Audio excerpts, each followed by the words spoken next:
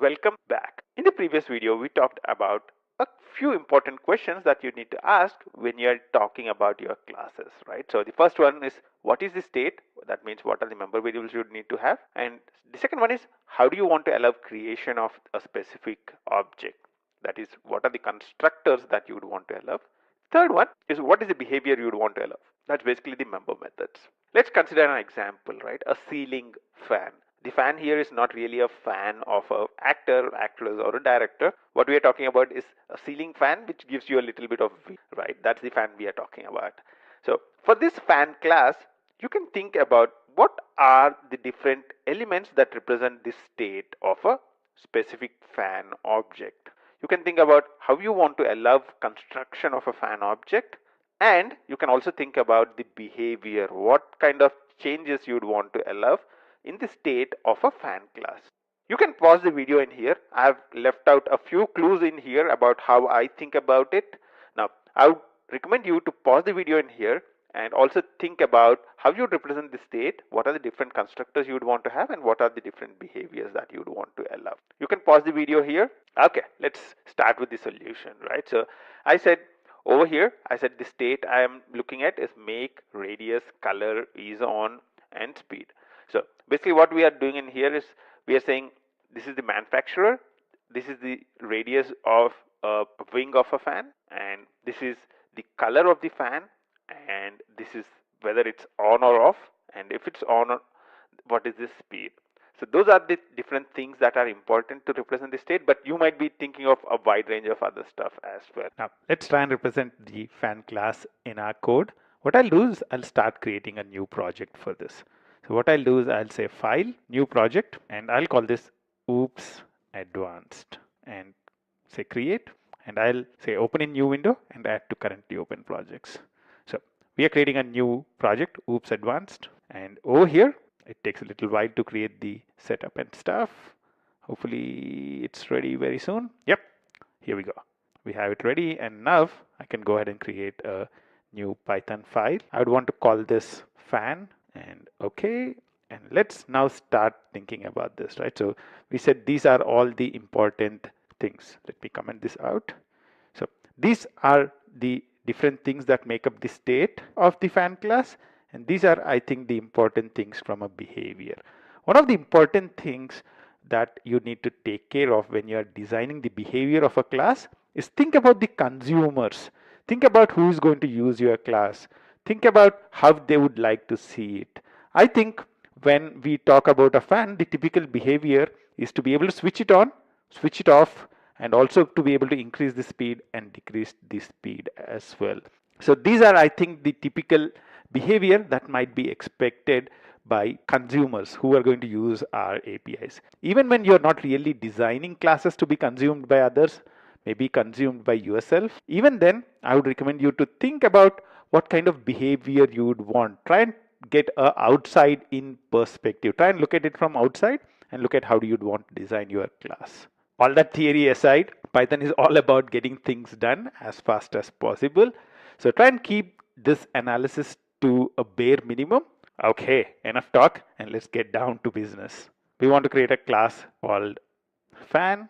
That's what we wanted to start off with.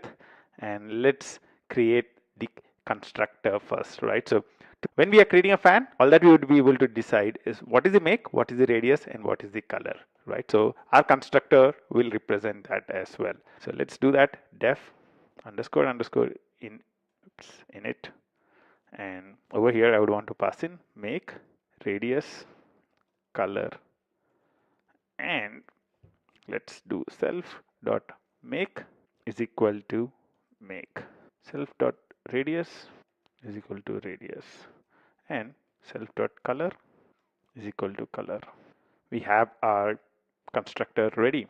Make sure we have a colon in here, and now I'm ready to create an instance of the fan. So I'll do a print fan and pass the arguments that would be needed to create it. Let's say the manufacturer 1, and let's say the radius is 5 centimeters and the color is green. Let's run this and see what happens. Cool, it's printing the object, but it's cooler to print the representation of the object. So let's define the method representation as well. Representation of self, and I would say return representation of, inside that we have to create a tuple, and over here I would need to return self dot make self dot radius self dot color. Let's run this.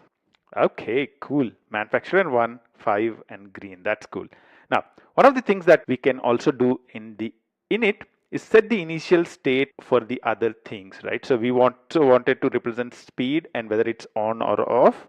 I can set the initial state for them as well. So I can say self dot speed, initial speed is 0, and self dot is on, initially it's off, right? So it's false. So in the representation also let's include that in. So self dot speed and self dot is on. Now if I run this right now, you'd see manufacturer 1, 5, green, 0 and false. Now let's go ahead and represent the behavior that we wanted to have for this specific class. Behavior we wanted to have are these 4 methods, right? Switch on, switch off and the other stuff. So def switch on. What do you want to do? We would want to say self dot is on is equal to true. One of the things is once fan is switched on, we would also need to set the state. This is kind of the business logic, right? So we are setting the fan to true and we are setting a default speed of 3. What we'll do now is we will actually do a refactor, right click, refactor and extract variable. This is one of the refactorings you can do, extract variable, and I'll give it a name of fan. So the object name is fan, and before printing it, what I want to do is I would want to say fan dot switch on. So by default at the start the fan is off. Now after switching on, what would be the state? Let's see what would be the result. So you can see that now speed is 3 and its on is true. Let's go ahead and define another function, switch off, right? So switch off, what we would need to do is on is equal to false. In addition to that, we would want to set the state to 0. So let's call this function and check if it's working fine. Fan dot switch off. Let's run this. Okay, cool. At this point, speed was 3 and switch on is true, and at this point, line 44, it's 0 and false.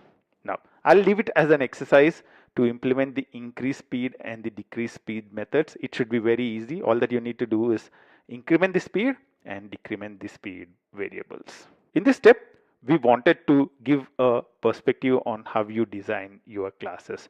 What we think about is what are the different elements that make the state of the object, and think about what is the behavior you'd want to expose. Thinking outside in always helps because that would lead to better design. I'll see you in the next step. Until then, bye-bye.